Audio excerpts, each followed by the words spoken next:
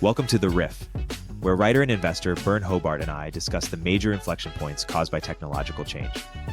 Our weekly conversation covers the obvious and not so obvious ways in which markets and businesses will adapt as a result. Let's jump right in.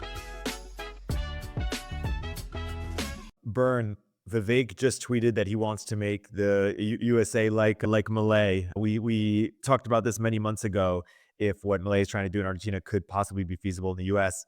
I think, one thing that Zach Weinberg and others have been tweeting about is how payroll is just a small fraction of our budget on under less than 10%, I believe. And so there's a question as to how much could the Department of Government Efficiency even achieve in the first place. And you wrote a little bit about, what could the effects be on GDP. Why don't you pontificate on, a few years from now, what we think the impact of this admin might be on the budget and more broadly as it relates to the financial situation. Yeah. So the payroll thing, like the direct payroll costs of the U.S. government are not a huge fraction of the deficit. But then there are these indirect costs associated with a lot of those payrolls, where you have a lot of people where their cost to the government, that like the accounting cost is very low six figures, and then the actual cost of the country is orders of magnitude higher than that, because if their job is to speed something up and they're slow, or their job is to slow something down and they're effective, then they do tend to slow growth a bit. And so like when I was thinking about this Department of Government Efficiency, like one of the things I was thinking was, just all else being equal, if you do cut expenses, that is deflationary. And, over the last few years, inflation has been a bigger concern than deflation, but deflation is in some ways harder to deal with. I think if you have an independent central bank, there's a lot they can do to get a handle on inflation. They could just keep raising rates until the inflation goes away, and at some point that does work.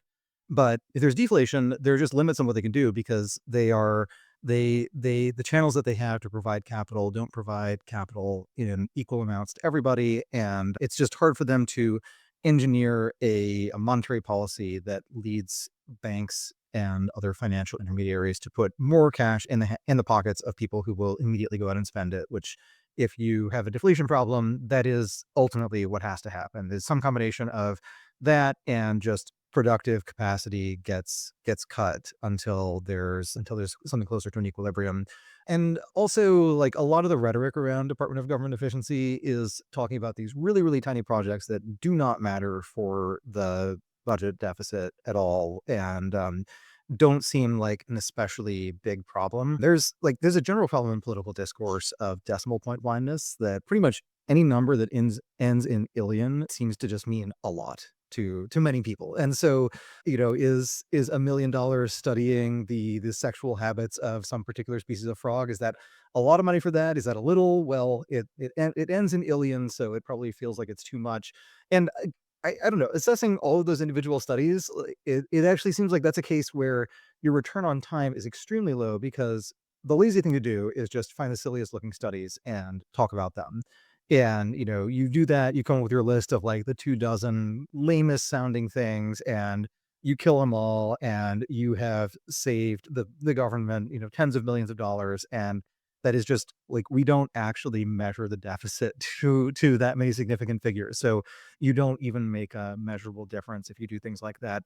The big chunky expenses are entitlement expenses. I mean, there's a lot of defense stuff where I do think that there is a lot of room to make that procurement simpler and faster. And there are companies that are pretty optimized around getting very high price contracts. And that, I think that raises a point about the payroll question of, like, the direct payrolls are not really high. There are a lot of indirect payrolls where there are, if you work at the compliance department at a bank, like, you don't show up in the headcount of the federal government, but your job exists because of the federal government and because of the rules that they have. And so that's a case where I think if you actually measure the economic impact, then maybe something that makes compliance departments, like, slims them down or reduces the need for other companies to have them, et cetera. Like, maybe that is actually a big improvement in economic efficiency, but it doesn't actually show up in the deficit unless you express that deficit as a percentage of GDP and look over a long period. And even if you do, like, you won't actually see the direct impact. You will just have to believe that growth was higher in this scenario than in the counterfactual scenario. Um, was like, I am all for a more efficient government, and I do think that it spends a lot of money in very dumb ways. But like the main dumb ways it spends money are just continuously transferring money from young people who are building up savings and potentially having families to older people who aren't doing any of those things but do vote. And that is like it's a political reality that as long as voter turnout goes up with age, the government is going to cater more to the interests of older people rather than younger people. But that's not so much an efficiency thing. That is some combination of like a long-term prudence thing of maybe you want some sort of inverse social security where you tax high net worth demographics such as over 65s and transfer that money to young people who are saving up a down payment for a house. That would be better for long-term growth, but just politically, you get a few more votes from the handful of politically engaged young people who have not made up their minds, and then you lose the over 65 vote forever, and one of those counts a lot more than the other. So, yeah, I am generally not really impressed with what I've seen from Doge so far. I do think it's a really hard problem. On the other hand, really would not want to bet against Elon Musk. He's tackled other really hard problems before. In fact, his resume is basically one hard problem after another, and one near death experience after another. And so it almost feels like what you actually want to wait for is like the moment where Doge is totally discredited, and that's actually the point at which it will start to work. But I don't know quite what that looks like. I do think that when people have this view that a Trump presidency is pretty inflationary. That does seem more likely than not. But then a lot of the specific stuff that they are talking about is like on the Doge front at least is a little bit more deflationary than inflationary. Yeah. I heard Sagar sort of, pontificating or sort of claiming that he thinks this administration will actually run a deficit or continue, the trend of running a deficit. Someone said, that Elon hopes to save 2 trillion or something like that. Larry Summers said we'd be shocked if we'd save 200 billion. Yeah, it'll be interesting to hear. And then many people are speculating that, the Elon Trump sort of partnership won't last that long or long enough in order to implement the changes, even if they were able to. But we'll see. Yeah, yeah. Trump has cycled through partners. Elon has had fallings out with various people. So like, yeah, they're both very, very high agency people who tend to focus on a handful of projects at a time and then not focus on other stuff. And so I sort of think like Elon seems to be having just a really good time being the probably most powerful advisor to the next president. But yeah, it seems better for his long-term career growth if he finds some way to do this not at Mar-a-Lago and not in a way that detracts too much attention from Donald Trump. Yeah. The Speaking of falling outs, let's talk about Elon and Sam Altman, because some people are speculating that this is a really tough time for OpenAI if Elon in fact holds the keys to the kingdom, so to speak. And the internal emails came out, and you wrote a little bit about it between Sam and Elon. Why don't you unpack some of your thoughts there? Yeah, so the main thing that I came away from looking at those emails was just like things get negotiated fast by people who are busy with other stuff. And like that I think the deal to get some money from Microsoft in order to scale up OpenAI's training. It was one of the more significant tech deals of the last couple of years, but it was done by two people who I think both had pretty demanding day jobs at the time. If I have the timeline right, like Altman was still at YC, still running YC, and Musk was, of course, running his businesses. So you have two people who even though this is really interesting, even though it's like philosophically close to the top of their priority list, as a day-to-day task, maybe it isn't that close to the top of their priority list. So they both sort of tried to come up with some kind of hacky solution that would sort of work, and looks like Musk just got tired of it and washed his hands of it, and then Sam Altman did his own thing, and we'll see how that goes. So far so good, at least in terms of market value created.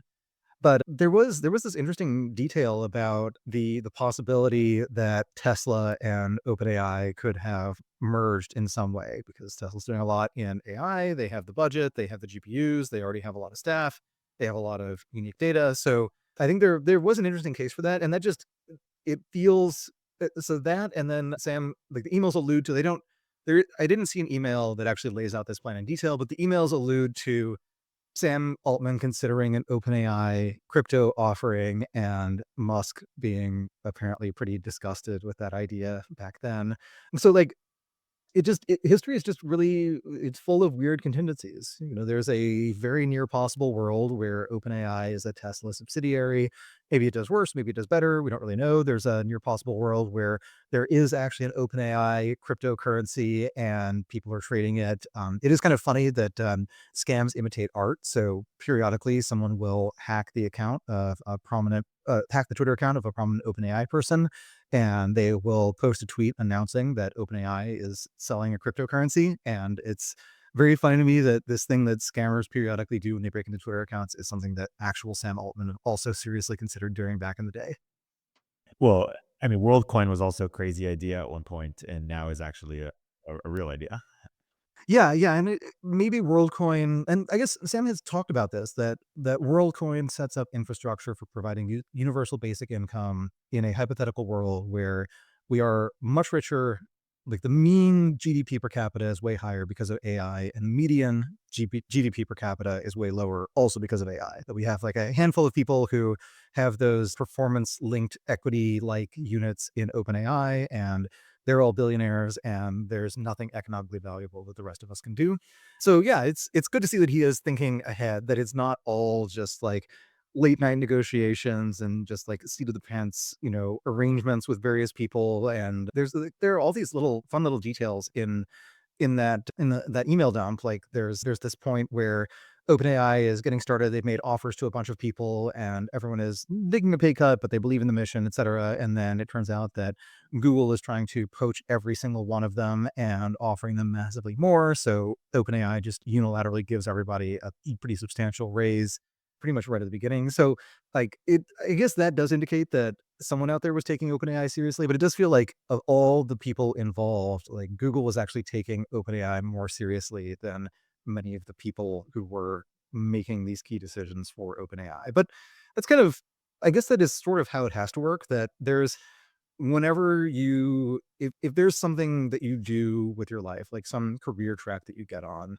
there's a really good chance that it was a vague interest for a while, and then you started getting into it, it started getting more interesting, and at some point it just swallows all of your free time. And that's true for a while until you've kind of exhausted the topic. So maybe that's sort of what we're seeing a snapshot of in those emails, is Elon and Sam both realizing as these negotiations get more contentious and as more issues come up, that this is actually a really big deal, and that OpenAI is either one of the handful of companies that has a shot at building real AI, or it's not, and it's something else. And they came to very different conclusions there. And I think, so far, it's very early to say that Sam Altman has been vindicated by history, and also early to say that Musk got this one totally wrong. But like so far, OpenAI has been able to raise a lot of money, has been able to commercialize some parts of their product, and then has so far avoided any really big embarrassing catastrophes on the AI side. They've had governance catastrophes, but that's different. And I think part of the lesson there is just taking those things pretty seriously pretty early on, and just spending some time thinking about different scenarios and trying to flex your assumptions a little bit. But it also struck me reading this that they if they had known how expensive it would be to train some of the models that are being trained today, they would probably have had a different structure. Like it probably would have had to be for profit from the beginning. But also, if they'd known that, maybe they wouldn't have actually done it. Like maybe if you could go, like you have a time machine, you go back in time to 2018, you show Sam Altman the OpenAI profit and loss statement for the last 12 months. And this is the reason he doesn't do OpenAI, because it's just this giant money pit. And yeah, you built a really, really cool advanced autocomplete product, and you can make an image of like a hamster on a skateboard fighting a ninja, but also you burn billions and billions of dollars doing it. So was it worth it? Yeah. So very, we always live in the result of, some inevitabilities, some coin tosses, and some things where it wasn't either of those. It was actually that one person or a small group of very willful people made a decision about what the future would look like, and then made that happen. And it is in terms of how they made that happen, there's this broader question that tends to happen around people like Elon and Sam and Thiel and others who are sort of constantly making waves. Is a question of like how much of it is premeditated versus how much of this could have been foreseen in advance versus how much of it is really just like gut driven. Speaking of contingent, there's a world where Elon didn't take over Twitter, right? Like didn't he try to get out of it at one point? And if he got out of it, perhaps maybe Trump doesn't win the election. I don't, it's pretty fascinating. It's kind of like my instinct is they're actually just acting from the gut. Kind of, there's not a ton of premeditation because you can't see all the things. You can't see how all the things will play out. So there's this funny thing about these gut decisions, which is that if you read business biographies where it was a friendly writer and a cooperative subject, those biographies will often be able to trace this very, very linear path where, someone is born at a particular place in time, and at some point they hear about, this computer stuff sounds interesting, or hey, what's a stock, or whatever.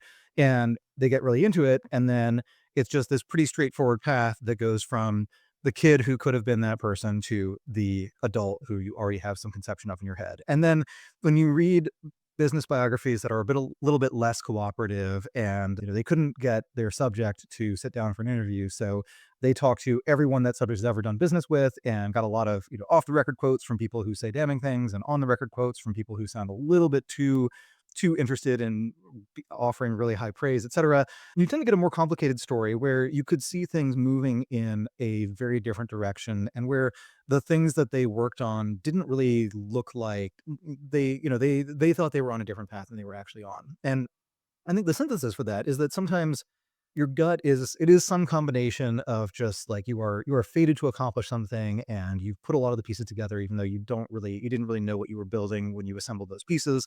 And I think some of it is just when you have a lot of the relevant context and you know that you have more context than other people, sometimes you should just trust your instincts and try to move very quickly. Like if you have an information edge and you're confident in that edge and you have an opportunity to exploit it, then that is probably what you should do. Like you probably shouldn't try to expand the degree by which you are better informed than the next best informed person. If you are the best informed person, like a lot of this is a relative game. So I think that kind of ties those two things together, where maybe it felt like a gut decision at the time, and then you look back and say, actually, this person was pretty much preparing to do this for most of their life up to this point. Like Facebook, for example, Mark Zuckerberg was programming really early on. He was doing little contract programming gigs for people. He had that Winamp thing. He had a music player that was like, it at least said it was AI based. I don't know what they actually used, but like you have someone who even in high school is asking, how do we use artificial intelligence to show people the content that they would be interested in engaging with? And he probably would have like puked if you used that to describe what he was doing with his nights and weekends, but it is an accurate description. It's the description you use today for that kind of activity. And that's very much what the current meta is. Like it's constantly trying to collect all the information it can about people in order to show them things that appeal to them, whether those things are status updates from their close friends and family, or just, funny reels or ads. So there is this deep connection that's really only apparent in retrospect, but some of those gut decisions I think are partly composed of that. They're composed of just having a lot of the information that you'd want to use to make the decision, and just kind of instinctively knowing which way you ought to go. Hey everybody, Eric here with a word from our sponsors. Like many of you, I spend a good chunk of my day managing emails and phone calls. And despite being careful about where I share my contact info, somehow the robocalls keep multiplying and my inbox is flooded with spam. It turns out there's a reason for this. Data brokers. These companies don't just collect basic contact info. They're gathering everything from your social security number and financial records to your shopping habits and employment history. Some health insurance companies are now working with data brokers to track your online activity, which could actually affect your insurance rates. Another huge privacy risk are people's search sites. These websites publish detailed profiles about you, including your home address, family members' information, and even sensitive details like religious beliefs or political affiliations. This got me thinking about how exposed we all are. Whether you're sending a wire transfer, want to protect against identity theft, or just trying to keep your family's personal details private, that's why I started using Incognito. Here's what makes it different. They automatically handle 5 different types of data brokers: marketing, recruitment, financial information, risk mitigation brokers, and those people search sites. Instead of you having to track down all these companies yourself, and trust me, there are hundreds, Incogni contacts them on your behalf and demands they remove your information. And here's the key: they keep monitoring and removing your data automatically, because these brokers often try to collect it again. Incogni protects your data across all your devices, whether you're working from home, a coffee shop, or anywhere with public Wi-Fi. Plus, you can add up to 4 additional family members under their family and friends plan. And they're so confident you'll see the difference in your day-to-day, they offer a 30-day money-back guarantee. Take your personal data back with Incogni. Use code ECON102 at the link below and get 60% off an annual plan. Incogni.com/econ102. Our sponsor for today's episode is Carta, the end-to-end accounting platform that's purpose-built to power the strategic impact of the fund CFO. For the first time ever, private fund operators can now leverage their very own bespoke software that's designed from the ground up to bring their whole portfolio together, enabling formations, transactions, and distributions to flow seamlessly and accurately. The end result?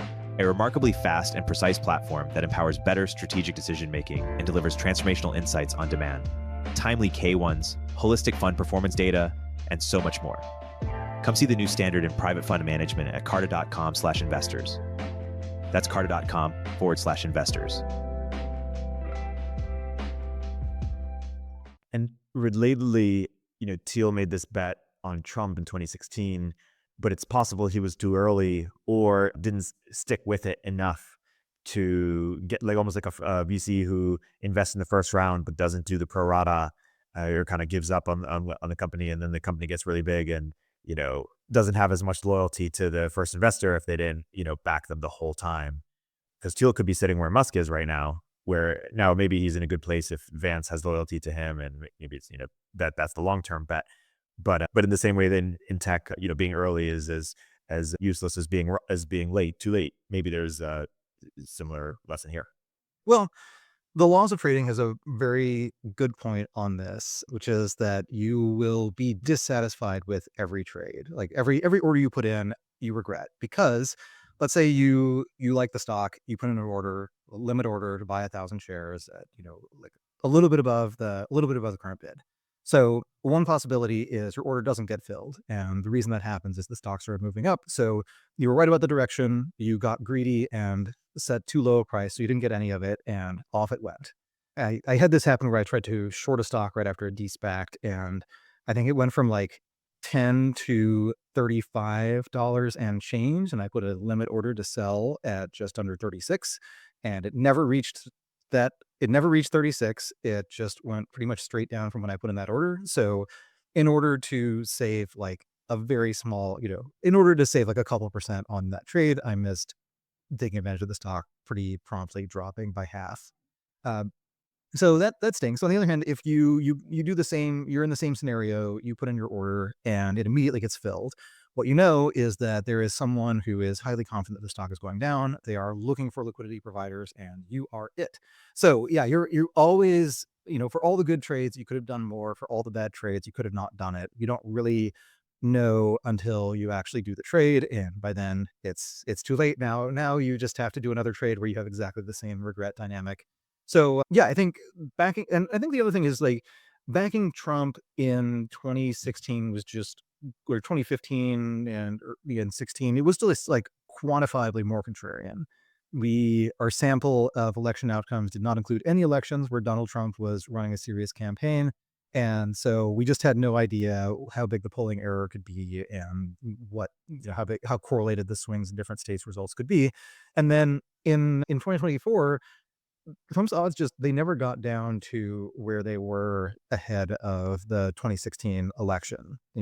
I think, wasn't Silver saying like 8% chance that Trump wins or something like that the day before the election? And he was like the most accurate of anyone who had a serious model. There were plenty of people who were more accurate, but just didn't publish their approach. And so, like when they were right, it was that either they got the vibe right, or they did have some view that the errors in these polls are more correlated than people think, and your swing states are all close enough to flipping that if one of them flips, all of them do. And so the odds should have been closer to 50-50 all along. And so yeah, I think Trump, like, it was just statistically less contrarian, but I think maybe in intra elite terms, in some ways more contrarian, because we did just have more information on what Trump would be like as a president, and there was the whole January 6th thing. So like there were a lot more reasons to say like he's not a clown, he's actively dangerous, or he's not a clown, he's going to actually do some of these things. On the other hand, you could also say like he does say these crazy things, he mostly doesn't do them, and that on the pandemic, he actually got the important part right. Like he did push for a vaccine and he did get that funded, and that was a huge boon to America and the world. He doesn't want to take any credit for it because his base no longer likes vaccines, and now that he has RFK in the cabinet, he can take even less credit for it. But that is, he does have this kind of Cassandra-like thing going on where he did actually get the important thing right in the pandemic. There was a ton he got wrong. On the other hand, a lot of the pandemic critiques, like part of the big critique of Trump in 2020 over the pandemic was like, you basically have people saying, so I have two problems with Donald Trump. One is he didn't look at this crisis that started in a different country and use it to seize significant power for himself and radically curtail civil liberties. And also he's a fascist. Like he had a really good shot at being a fascist. He had the best opportunity that any American president has had since the 1930s to bring fascism to America. If anyone could have pulled it off, and if there was any time to pull it off, the man met the moment in 2020, and he did not want to do that. He seemed to think like this is just really, really annoying and not what he wanted to do with this job. And so delegated a lot of it to the states. Different states did different things. We had some quasi-controlled experiments and how those different things worked out. And then, he bet a lot on this magic bullet thing. And like, I did not think that a vaccine would happen nearly that fast. I didn't think it was going to be nearly that effective. And I thought the mRNA stuff, like people were talking about Moderna even very early in the pandemic as having a really good shot at this. And it always felt kind of like a gimmick of like, every time something crazy happens, there will be some company that becomes this fixation for investors, whether it's like, I remember after 9/11, there was a company that they didn't really have a good version of this, but they were working on facial recognition cameras, and the stock went from like $3 on 9/10 to like $15 by the end of the week or at the end of the next week. And it never really worked out. So, and that happens when there's a big hurricane and the Iraq just rips, or when there's a pandemic somewhere, like when the Zika virus was happening, there was some vaccine stock and some PPE stock that was doing really well at that time. So like, I just had the general sense of people always bet on magic bullets and they usually don't work out. And then in this case, yeah, it turned out there was a magic bullet. Like it's a really, really effective vaccine, does save a lot of lives, and there were a lot of changes in how the government approached vaccine development that made it actually happen on a timely basis. And that's very good. Yeah. You mentioned earlier that a Trump admin might be inflationary. Is this because of tariffs, or can you talk about what would I be in the? Well, so the tariff thing, like tariffs are just not a great way to raise revenue for either a very trade centric country because you're messing up your key industry, or for a comparatively autarkic country. In the US, compared to basically every other rich country, is incredibly autarkic. Like a huge fraction of the stuff that we consume is produced domestically. We are much less dependent on trade than a lot of other countries in terms of total GDP dollars. Like there's a lot of specific stuff that we really like having that does come to the US from China on ships, and we would be paying more for that stuff. But a lot of what we pay for is either non-tradable or hard to trade or can actually be made in the US. And so there just isn't enough stuff for us to fund all of Social Security, Medicare, and defense entirely with tariffs unless we manage to significantly globalize the economy and massively increase both imports and exports, which is something that you can do, but it's hard to do that if tariffs are going up rather than down. So tariffs are not great as a revenue source. They will provide some level of revenue, but it's not super efficient. Where they do actually help is if you have some industry that you think is strategic and has some returns to scale or has some positive geographically constrained spillover effects, it can be worthwhile to use tariffs to protect that industry for a while until it grows, scales up, and can actually stand on its own. And in that case, you do want to be very deliberate about how you are imposing a deadweight loss, like consumers in year one will be worse off if we have a high enough tariff that the screws that you were importing from Shenzhen, you're actually making domestically. And the bet has to be that in 10 years, being able to manufacture these screws domestically and not have to worry about what happens if China decides they don't want to trade with us anymore, or, embargoes some particular component that turns out to be really important to, say, building new Boeing planes or building new MacBooks or whatever. You do win from that, but it is an investment, and it's an investment with an upfront cost. The place where I think inflation is more likely is that Trump likes to cut taxes. The rest of the Republicans like to do that too. There is a Republican majority, and the pre-COVID Trump administration sort of reached this arrangement where Trump gets to do a couple actually Trumpy policies. He gets to say Trumpy things nonstop, and he does stuff that Mitt Romney would have done. Cutting taxes for higher earners, cutting corporate taxes. And I think those policies, they are it's actually the tax cuts for really high earners and the tax cuts for corporations don't have a hugely inflationary effect because high earners don't have a very high marginal propensity to spend.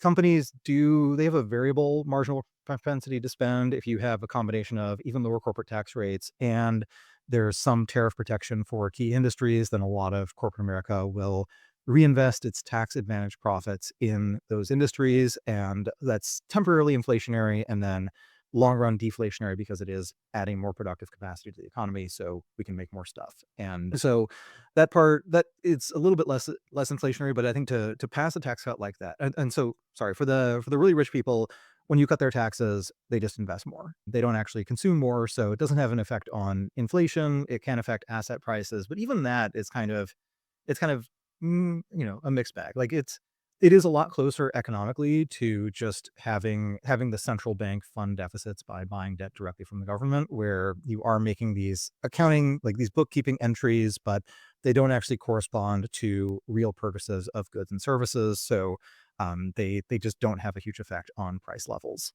But to pass a big tax cut for high earners, you typically need to do something for other earners, and people in the middle and lower ends of the income distribution do tend to spend a lot of the money that they get from tax cuts. So that part is inflationary, and that is realistically the main thing that I think you'd want to bet on if you're thinking about inflationary impact of a Trump presidency, is that lower taxes for people who actually spend more money when they have more money does tend to lead to higher consumer spending, and that leads to inflation. Yeah, interesting. Peter Thiel went on Barry Weiss's podcast and talked a bit about the tariffs among other topics. And one thing he said is, yeah, it might have some economic downsides for consumers, but if we can hurt China more than we can help ourselves, it's a win, basically, in sort of the real politic of our situation with them. And we could, instead work with other countries more, et cetera. Do you expect this to play out that way? There is very little that China makes that other countries are incapable of making, and there are many things that China makes that other countries are incapable of making at the same cost. So, yeah, China, there's always this debate about which side has more to lose from the U.S. China relationship, and I think that it's just unequivocally China. But I think if you switch it to politicians and you ask who has more to lose, Donald Trump or Xi Jinping, she has a lot more control over what the media environment is in China, what the narrative is, and even what the criteria by which you judge a leader is. Like it was a policy decision on the part of the CCP to say that their work should be judged based on real GDP per capita over time. And before that was their policy, they were judged on the fact that they had won a civil war and they conquered China, and there wasn't much you could do about that. So if they've changed how they want to be judged in the past, they can probably do it again. And they are just gradually moving in that direction. Like they've emphasized GDP growth a lot less as that GDP growth has slowed down. It doesn't look like China really graduates to a high income country anytime soon, or at least if they do, it takes much, much longer than previously anticipated. There are a lot of industries where they've moved very high up the value chain, but there just aren't really cases where there's a product that you couldn't imagine making outside of China. So it would be really expensive to do that. It'd be very expensive to shift all of those supply chains over. And I think it probably takes longer than one election cycle to make that happen. So you could definitely imagine a scenario where Trump, and you have to have a serious imagination for this, but if Trump decides he's going to do the right thing for America, even though he will be hated for it, and that he's willing to leave office as the most unpopular president since Nixon, or take a set a new record after that, but he is going to ensure that China does not dominate global manufacturing anymore, and is going to push really tough tariffs, convince other countries to do it, basically tell everyone they have to choose between America and China, and that if they don't choose America right away, they are de facto, a Chinese vassal as far as the US is concerned. He could do that, and it would be very inflationary. Like, the US would probably face a significant recession. A lot of people would be very upset, but it would also mean that China would be less of a threat for a long period thereafter. Although it could also, there's definitely the scenario where the Chinese government realizes that this is their peak of influence and material power for their foreseeable future. And so if there's any time to take back Taiwan, now's the time. So yeah, lots of interesting uncertainty over the next 4 years. But my suspicion is that Trump is not actually going to do that, that he is not going to make that kind of deeply unpopular, difficult decision that has a payoff that won't really be known until after he's dead. That he'll probably be a little bit more chill, relaxed, focused on the legacy, etc. Well, and it's also interesting to think about how, because he's effectively a lame duck, how what happens this election might set up, JD Vance 2028. Is it as easy as, if the economy is bad, the Democrats will be like, how should we think about this? I mean, it's not quite that easy. The economy was still doing fine in November of 2000 when Gore lost. Barely, but he lost. So yeah, it's not just that. There is, and economy was also improving in 2016 when Trump won. So things don't just follow that path. There is some dependency on who is running, etc. So I think it's very early to speculate, but I think the base case right now is that it is like JD Vance is the most plausible 2028 president of anyone you can name, but he doesn't have 50% odds at this point. There's just a lot that can happen between now and then. And there's also the question of, will Trump serve a full term? He's not in exceptional health, has slowed down a bit. And I think if, like, Trump ran in 2016 and won, and there was a lot of uncertainty and controversy there. It was a very, very close election. And then I think, like, 2024, I do think that he was really, I think, more excited about election day than about inauguration day. And that he's going to be, like, thinking about whether or not this was actually the right decision. Because he got the vindication of, like, yes, a majority of the voters actually voted for him this time. And so, by that measure, he is the most popular person in the US. So by a very specific definition, and it's pretty clear looking at Trump's long-term track record that being a very popular person is really important to him. So maybe he's actually gotten everything that he wanted out of running already, and will let Elon and Vic and everyone else just do their own thing and actually run things. He does have the 2026, 250th anniversary of the country to look forward to, and he does seem like he would have been a good mascot for that, even if he weren't president. I tweeted about this a while ago, that there's this near possible world where he retires from The Apprentice, doesn't go into politics, and then he is brought back as the MC of the 2026 America's 250th anniversary celebrations, and just is like, dies as this universally beloved entertainer, the personification of American bombast and weirdness and just in your faceness and unusual fashion choices and whatever. And I think he's like a good character for that, but that's also a pretty good time for him. Like, it's a pretty plausible time for him to take stock and to say, like, he's done what he wanted to do and wants to pass the torch. And so yeah, it's President Vance from then on. Yeah, no, that's well. We'll see if that happens. I don't know. Yeah, it'll be interesting to watch. Let's say we to a couple other things you wrote about this week. Maybe first we could start with your great capital gains newsletter. You covered selection effects. What do you think is so important to understand here, or what can be sometimes a bit non-obvious about how to think about them? Yeah, so I noticed that I just use the term selection effects a lot in the diff and in capital gains, and that I've never really written about why I use that term and what it means and how to use it. But I think, like, the really high level view on selection effects is that everything you perceive about the world is selected in some way. Like, you are never interacting directly with reality. You are interacting with the things that you personally encounter, and those things undergo constant selection. So your view of what's normal is very dependent on who you are, what social group you select into, what city you live in, etc., what media you consume, and someone else has a totally different idea of normal.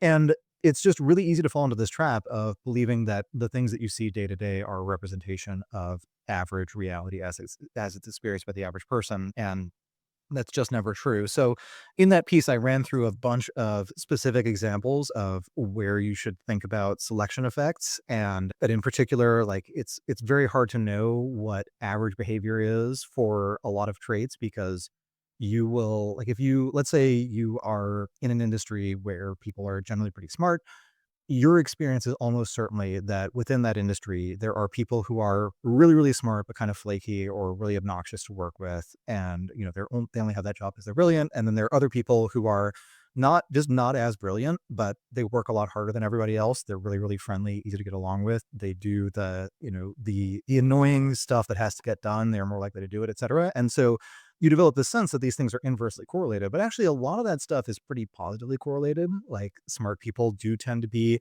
more friendly and conscientious, et cetera. Like, a lot of these traits are positively correlated, but in any given organization, there are people who get selected in, like, they barely make it in because they have the good trait that offsets the bad trait. And then you have people who they have a lot of the good trait, and then they're really good in the other trait, and they just get selected into a better organization.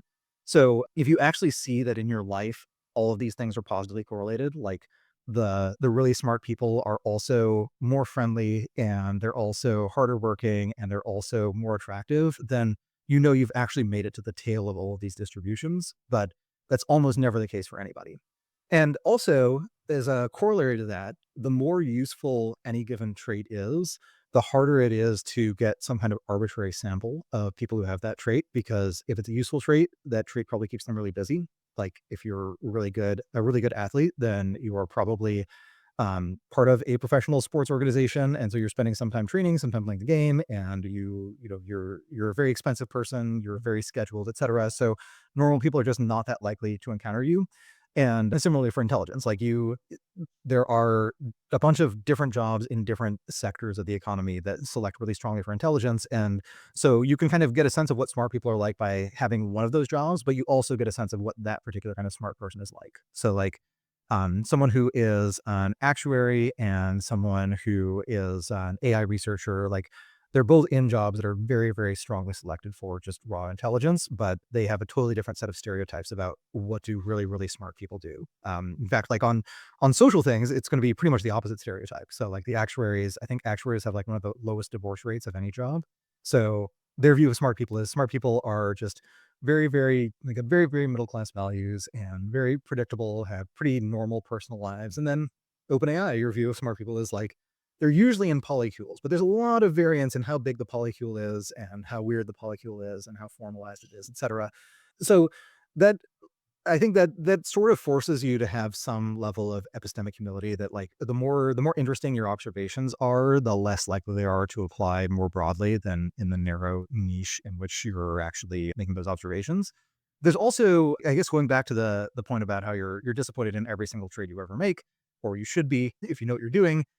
There's also a selection effect about which opportunities you see as an investor or as a potential employee, where they're always selected as, like, someone someone else who wanted this didn't, either they weren't shown it or they said no to it. So you're either selected into it because you have a really good network, you're selected out of it or you're selected into it because there are more talented people who've all said no, and as someone was working their way down the list, they got to you. This also applies to things like just which companies are publicly traded, that the better quality a company is, the more likely it is that there's some investor who knows this and doesn't want to give up the upside.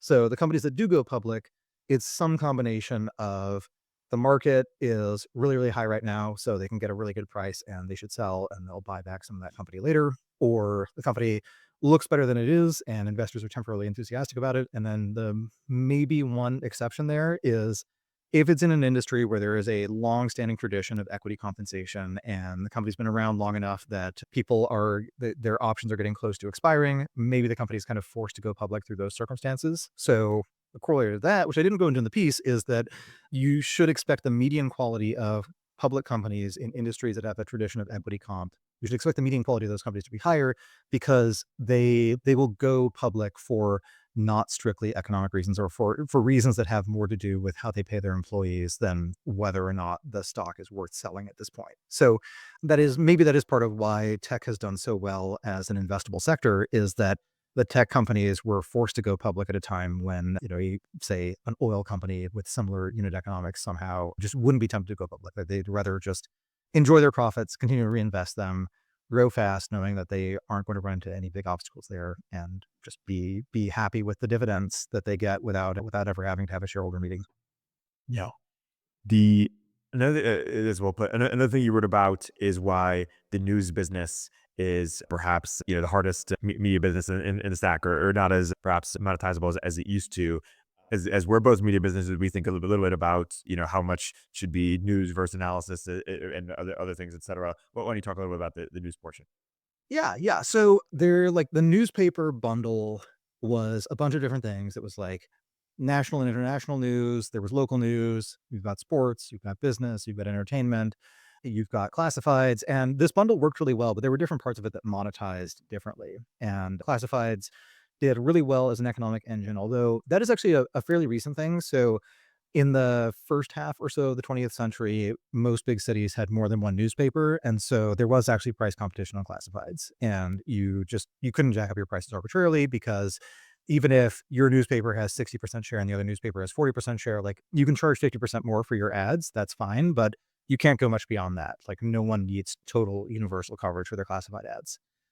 But once the newspaper is the only newspaper in town, then if someone is selling a used car and Craigslist doesn't exist, then this is the way to do it. It's like either the newspaper or flyers, and you quickly reach the point where flyers have diminishing marginal returns.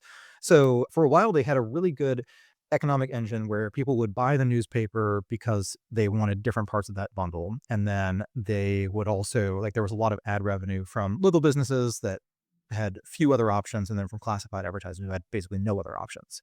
And as a lot of that has been unbundled, we've had to be more conscious of which parts of that bundle actually are valuable. And one of the obviously valuable ones is business and financial news. So if people are making financial decisions based on the things they're reading, then you have a lot of room to charge them a lot for that. If it's sports news, people are very loyal to their sports teams. They want to know what's going on, so they will pay for that. Entertainment, it's entertaining. People will actually pay for that.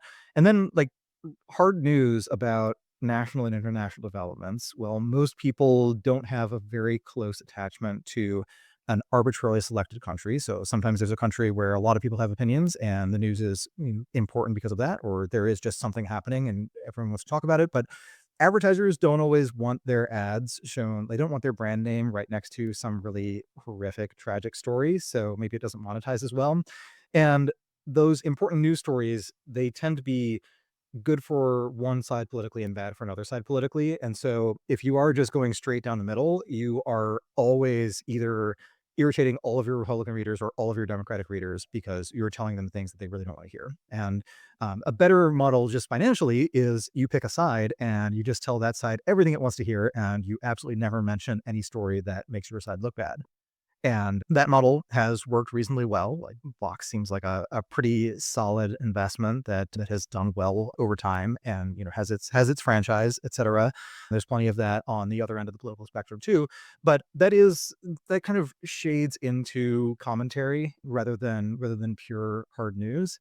So yeah, news, and then in a social media environment, that same polarization thing means that people will just endlessly fight about this stuff. Like, everyone automatically has an opinion about whatever this news story is. It's a pre-cached opinion, and doesn't necessarily connect that well with the facts, but it does connect well with their hobby horses. And then they all argue with each other, and that's really good for engagement in the short term. And then they start to realize that Facebook is the site that makes them waste an hour and feel really bad about themselves afterwards. So they stop logging in. So a lot of these sites have basically decided that those are kind of toxic page views. Like you can get a lot of them and you will pay for it later on in losing some of your users forever. So yeah, a lot of them have moved away from it. And as that's happened, regulation has also tightened up a bit. So, now you have well, for a while you had people tracking which stories are most popular on Facebook, like which ones get the most comments and what's the partisan valence of that. You have some apparently restrictions on digital political advertising in the EU that are sufficiently confusing that Google is just not going to run those ads for a while until they figure out whether or not it's legal. So yeah, if you have this space where everyone has an opinion on it, these opinions are always pretty close to 50-50. It's not like everyone agrees. And it attracts a lot of attention to your business, and advertisers don't actually want to advertise on it. And if it is national and international news, any one local news provider does not have a huge advantage there. There are scale advantages to just having a correspondent in every city, every part of the world where something interesting could happen. Like there's an advantage there, but does the world need how many networks like that does the world need? It's probably more than one. You probably don't want one company to have a monopoly on always having someone on the ground everywhere something interesting would happen. But I don't know that you need like 20 of them. So yeah, over time, that industry just like that part of the industry, as you extract other things from the bundle, just turns out to be the worst one. And the one where you have like the worst economics and it's the biggest pain in your business. And, like when you look at the big court cases that determine like the limits of what the government can and can't do to punish media outlets that publish things that the government doesn't like, or that they weren't, that or weren't necessarily supposed to be published, etc.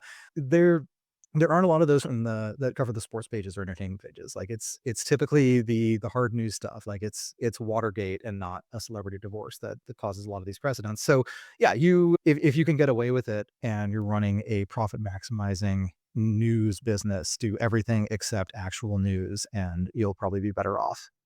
Yeah, it is interesting. I'm going back to your point about people tell people what they want to hear or sort of confirm their biases. I think of the Free Press as an example, as a company that helps former liberals be comfortable becoming conservatives, basically, or becoming sort of less liberal today. Like it's interesting what kind of sort of like psychographic profile people appeal to, and what kind of sort of it says about somebody to read a certain thing, and how they continue to make you feel good about where they're not just where they're at right now, but where they're headed perhaps. Yeah, I think there is something to the general idea that part of media consumption is this form of therapy, that you are trying to just feel a little bit better after you've consumed the media than before. And they can provide that in different ways. Like more purely entertaining stuff is closer to just injecting dopamine, and something like reading a book from the literary canon is generally just less fun than taking out your phone and playing a mobile game. But it also, like, you feel better about yourself for having done it. You will absorb ideas that stick with you for a long time. You are kind of inhabiting this world that this author has, through their selection effects, they've identified the salient details of their world. And so it has a lot of these positive aspects. So yeah, that, like, a lot of what people are doing, it is like the homo economicus thing. People make fun of it a lot, but it is to a large extent like a useful working assumption that people do things that make them happy over some time frame. There's some variance in what the time frame is, and there's some variance in people's preferences, but that is like a general guiding indicator to why people do what they do is they like it. Yeah. The Gearing towards closing here, maybe the last question I ask you about is about prediction markets. I mean, you talked about Polymarket and what happened to the CEO this week, but also you talked about sort of internal prediction market experiments that were run by Google a while ago. And Robin Hanson has been pushing this idea of governance by prediction markets. He calls Futarchy, both I think on a governance level, but also on an internal company level for, I believe, decades now.